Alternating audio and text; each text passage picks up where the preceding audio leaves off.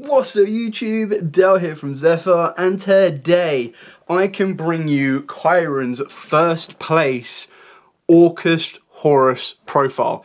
Now, as a side note, what is different from this deck between all of the others is it does not play the Bestials, which is really cool. It goes back to its original roots, which caught a lot of players off guard yesterday and just shows you what type of powers it can actually produce when you are using this old school combo. You'll see the cards as we go through the profile and explain it as well. So massive shout out to Kyron on that one. His matchups were Sword Soul, Branded, Fire King, and I believe he played TG on round one. So he got a bit of a lower level deck on that one, but then everything else from that point on was a bit of a battle. He didn't drop a single game throughout the entire tournament, so massive congratulations on that one. So with all of that out of the way, please smash that like button, hit that notification bell, and subscribe so you don't miss out on any more upcoming content. With that out of the way, I'm just going to dive headfirst into the profile and show you what he played. So of course, he starts off with triple Gearsu, the Orcust Mech Knight. Now this has rocketed up in price. It's now £40 a copy, give or take, for each of these as a secret rare. It only had two prints. I believe it's the secret rare version, which is this one from Eternity Code, and then it had a ultra rare version in the Megatins. But it's so important for the deck because this is how you're going to be able to Foolish Berry your newly returned Harp Horror from the deck to the grave, and then also be able to produce a token on your opponent's board and your board. A lot of people actually undervalue how important it is giving your opponent that token, because by giving your opponent that token, it instantly shuts off for the rest of the turn and during your opponent's turn any imperms. It doesn't worry about Evenly Mash, and it also doesn't worry about Lightning Storm. They would then have to get rid of that token in some form or another, and the best way of doing something like that is a Dark Hole, which very few players are actually going to be maining or utilising. Carrying on with this one, of course, we are playing triple Orcust Orcust Nightmare, triple Orcust Harp Horror. Oh, I hope so one day. So Orcust Nightmare, the idea behind this is another way to get your Harp Horror from deck to grave. And if you've already got access to your Harp Horror, you have access to get to your Symbol Skeleton and, of course, your World Legacy World Wand. So you're trying to push all of your cards into the graveyard. Yes, this deck will massively struggle against a Bestial lineup, and it can also massively struggle against D-Shifter, because the issue with that is this deck needs its graveyard. There are ways to play around those particular types of setups, and if you are worried about them or they are rampant around your local environment, you're going to need to find ways of being able to protect from them as much as possible, or be able to play around them, which is where the hand traps in the main deck kind of come back to it. And it's also that I would suggest adapting the deck. If you know that every single one of your matchups is going to be a shifter matchup, you would adapt the deck to make sure that you can hit a shifter. Like if they have a shifter, you hit it, but then you have cards that allow you to absorb that and then crack back. So what I mean by that is you would be main decking stuff like the Beerus, or if you're really, really worried about it and you know every single matchup is going to play it, you could put in 3 crossouts and 1 shifter to try and ride your luck that way. For the rest of the Orcust cards, of course, double Skeleton, single Harp Horror. Oh, I'm hoping that because we're in this format, and in the future as well, we're in a format where Bestials are just running rampant and Shifters running rampant, that this deck won't take all of the spotlight. Like, I don't really want to see it get much of a top, and what I say by that is I don't want it to see like high level tops, because then it means that they might be like, oh, okay, Harp Horror isn't much of an issue, let's give it back to them at 2 or maybe even 3. As long as they don't ban it again, absolutely fine, because with it legal, it gives you that 1 card combo that just lets his deck go off, and it's just so important and integral to the deck. Like, everything we've got here, we had before Harp Horror came back, so you can see the big difference with the amount of profiles online and just how effective this deck can be. And then, of course, we do play the 1 World Legacy World Wand. For the Orcust spells, we've got the 1 main deck of Babel and the 1 main deck of Crescendo. Surprisingly to me, he actually sides the draw card, so the Orcust Return, which is interesting. I haven't really asked him as to why he sided that in, but it kind of makes sense as well, because the first card you always want to go for is you're always going to want to really go for Babel, and then after Babel you're going to want to go for Crescendo, so you're trying to utilize that. Being able to loop the Harp Horror is really important, and that's why you need to be able to make sure you're putting it back with your Galatea. And the one thing about Galatea that a lot of people need to know if you're new to the deck is Galatea can shuffle the card back into the deck. It doesn't have to send. So if it's already gone through Babel and Crescendo, it doesn't need to send, which is really important. And then starting to move on into the other engine that's being played. So we're playing the 1 Dark Grepher, or he was playing the 1 Dark Grepher, the 1 Armageddon Knight, and the 1 Gizmek Orochi. So the reason that Orochi is so good, and this is where you're going to get the preview of the card in the extra deck, is he was also on Topologic Zeroboros. So for those of you unfamiliar on this, the way this works is you would use Orochi, and the best thing about Orochi is it is a level 8, so it helps you with your Horus rank 8 plays as well. But the idea is that you've got a quick effect to banish 8 from the top of your deck and summon it from the hand or graveyard. The idea is you want to get it to the graveyard. You don't ever want to draw it, but if you do, there are ways to get it to the graveyard through stuff like your King Sark. But the idea is you banish 8 from the top of your deck and you get to special summon this back. So when you summon a Topologic Ouroboros, whether you make it off of IP or whether you just make it any other way possible, what this does is it allows you to, you can't summon or set monsters to any extra monster zone that this card points to. So if you put it in the center, it means the extra monster zone is pretty much locked out, which is kind of cool. It gains 200 attack for each of your banished cards, so when you're banishing 8 already, it's giving it a nice little boost, not to mention any other cards that end up getting banished along the way through the normal strategy of your Orcust. If another monster is special summoned to a zone this link monster points to, while this monster is on the field, you banish all cards on the field, so it's a complete board wipe. The reason that's so important is because as it is a total board wipe, it can help you break boards like a Fire King board, it can help you break a Runic board as well. And then on top of that as well, during the next standby phase, after this card was banished by its own effect, you get to special summon it. So it just comes back and then it becomes an even stronger towers monster or like a boss monster, which is absolutely insane. So the idea is that you're going to hold back the Orochi, you're going to trigger the Orochi, summon it down, Ouroboros, and off you go. Now, yes, of course, that's where losing your graveyard can be very damaging.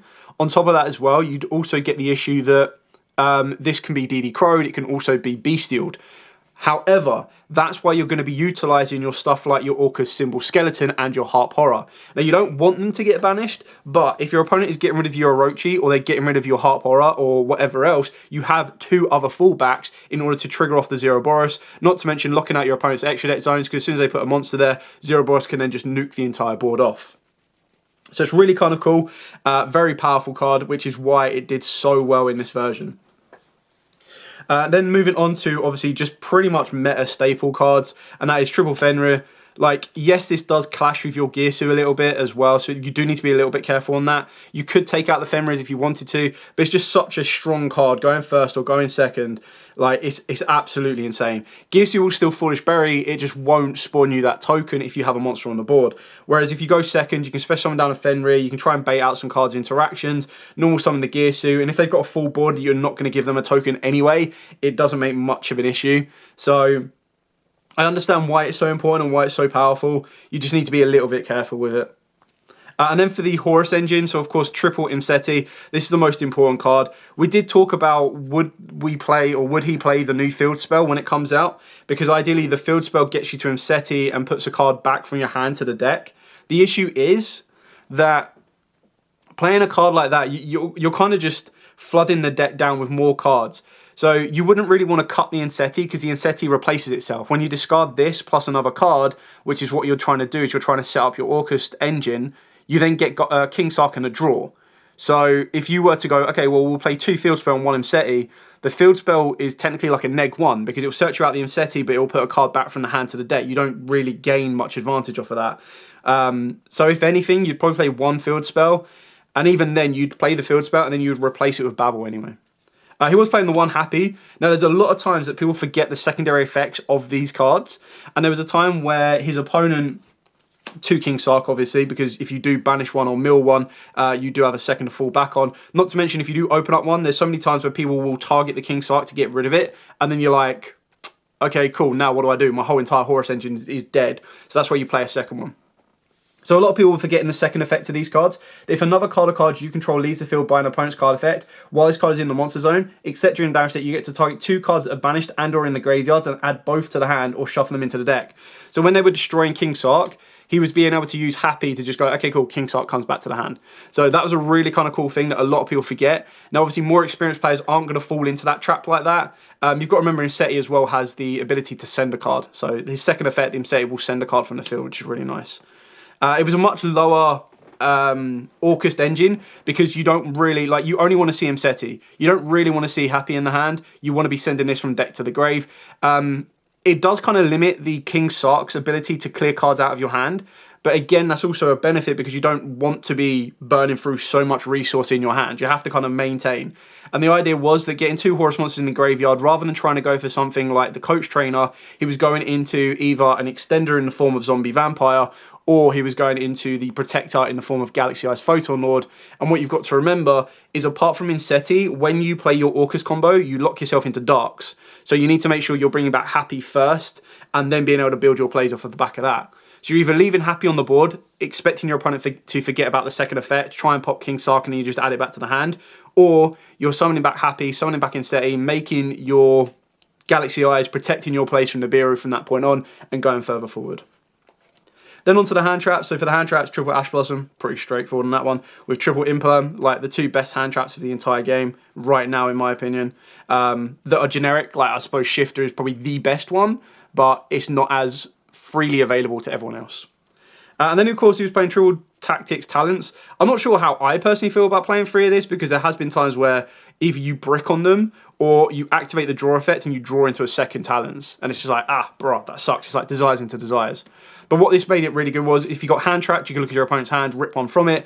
If you got drolled, obviously that's what you would do. If you got anything else, you just draw 2 cards. It's a great go second card. Stealing one of your opponent's cards and then being able to build your board up is very, very important. So I understand playing 3 of it. Me personally, I'm not the biggest fan of playing 3, but I don't like. The only other thing I would consider putting in here would be like an instant fusion, and the instant fusion into Millennium Eyes, just to kind of give you more protection. But even then, again, it clashes with Gearsu, so you've got to kind of find the correct balance. Then for the one-off power play cards, Reinforcement of the Army. So this technically acts as a second copy of Greffa or a second copy of Armageddon Knight. Very easy on that one. 1 Call by the Grave, and then 1 Foolish Burial. All pretty straightforward on that.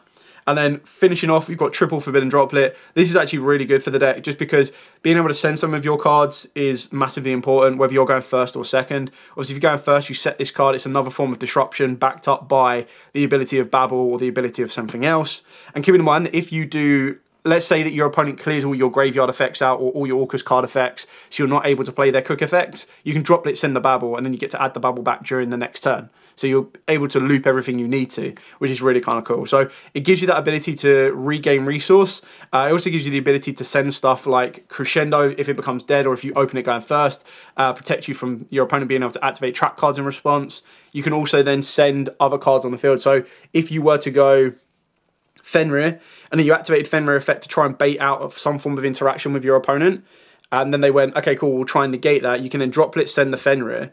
And then what you've ultimately end up doing is you go, Fenrir will banish a card, Droplets will negate a card so that Fenrir doesn't get banished, and then you've cleared your entire board, so you can just go Gearsu. So you've done a 2-for-2 trade, basically. So that's it for the entire main deck. Moving on to the extra deck. So for the extra deck, of course, 2 Galatea, the Orcust Automation. Such a good card. Very important in the deck. This just allows you to regain your resource by putting back a banished machine into the deck.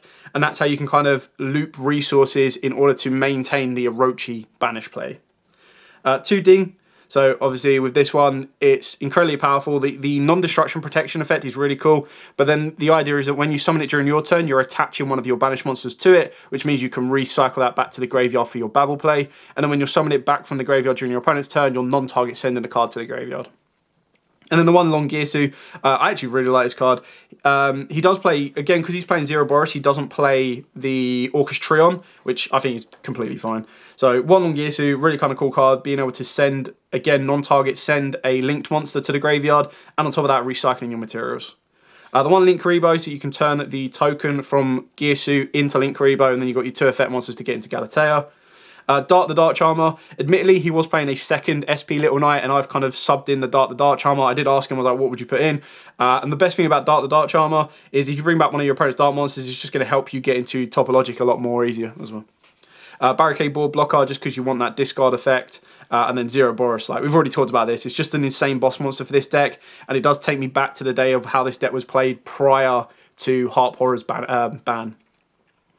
Then for the XYZs, of course, we've got the 1 Galaxy Eyes Photon Lord, followed up by the 1 Zombie Vampire, and then the Sky Slayer Typhoon alongside Zeus, pretty straightforward and simple plan, and then the final last 2 cards is IP Masquerader and then SP Little Knight. So obviously SP, they are just exactly what they are. They're just incredibly powerful cards that do exactly what you need them to do, but you have the option of IP going into Zero Boris or IP going into SP Little Knight. Not to mention that when you make Zero Boros, you can also have the ability of SP Little Knight. So if your opponent activates something, you can go SP Little Knight, banish it, clear it off, and then you bring something back for Zero Boros, and then Zero Boros will trigger. So you have two ways of banishing, and you're able to kind of, when your board ends, or when it comes back to the end phase, Zero Boros is coming back, and so is SP Little Knight. So you've got two monsters on there that will hopefully help you push for game. Not that you need to worry, because like Zero Boros, by the time you bring it back after banishing the entire board, not to mention an Orochi play as well, will ultimately lead you to an OTK game. And that would put in a lot of work. It's one of them cards that a lot of people have forgotten about and don't even consider existing. The same with Orochi, and it's how important those cards can actually work in tandem, especially with this deck right now. So moving on to his side deck. So his side deck was pretty cool in the sense that it was all maxed out on what he felt he needed for locals. So triple Nibiru, adapt this as you see fit. Triple Droll, a Bestial Engine of 2 Druid Swarm and the 1 Magnamute. So you can tell that he sided out the Bestials, or like sided out this small package of the Bestials, which I think worked quite nicely. I feel that everyone is expecting Bestials to be running rampant right now. It does make a massive difference, but the cards that he's able to fit in the main deck just give him a little bit more consistency to push through to the plays he wants to make, and he just needs to kind of find a way of being able to deal with a bestial matchup to be able to kind of hold back or protect from constantly his stuff being banished, because he can't play a card that says no cards can be banished because he wants to banish cards himself in general. So he has to be a little bit careful on that one. And there's no way of being able to activate something to call it. So there's no way of being able to activate, for example, a card like Prohibition and call a Bestial, because it's like, what are you going to call? Bestial Druid Swarm? It's like, unless you know they've searched that card out, that's not going to be very effective for you. And then he was playing a couple of Go Second cards in the form of Triple Tactics Thrust, obviously the Orcust Return, which is a target that can be set off of Thrust as well. Harpy's Feather Duster, pretty straightforward and simple on that one. Change of Heart, and then Evenly Matched. Now, he did say he had a very interesting matchup where, against the Fire King, he was able to go Evenly Matched, clear the board off, and then Change of Heart, steal their remaining monster that they left on the board. And the best thing about it was, because it was a Garunix, it was a level 8, he was then able to make a rank 8, which is kind of cool to protect his plays going forward from that point on as well.